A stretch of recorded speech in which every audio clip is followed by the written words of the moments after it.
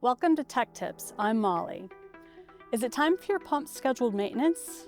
Do you have the right parts ready? The key to staying on top of this is having an up-to-date bill of materials, or BOM.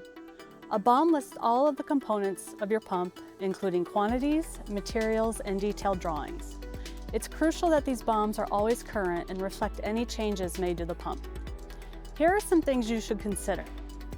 Having an accurate BOM is critical for minimizing downtime and ensuring you have the right spare parts when you need them. It allows you to order the correct parts and plan maintenance effectively. This also helps us make safe and reliable decisions for both production and maintenance. Using up-to-date BOMs ensures your parts are standardized, which improves inventory management and forecasting. It also means that when you place an order, you can be confident that you're getting the right part in both form and function. If your BOM isn't accurate, it can throw off your forecasts. This could lead to having too many or too few parts on hand, causing disruptions in your maintenance schedule and unplanned downtime. Here's a tip.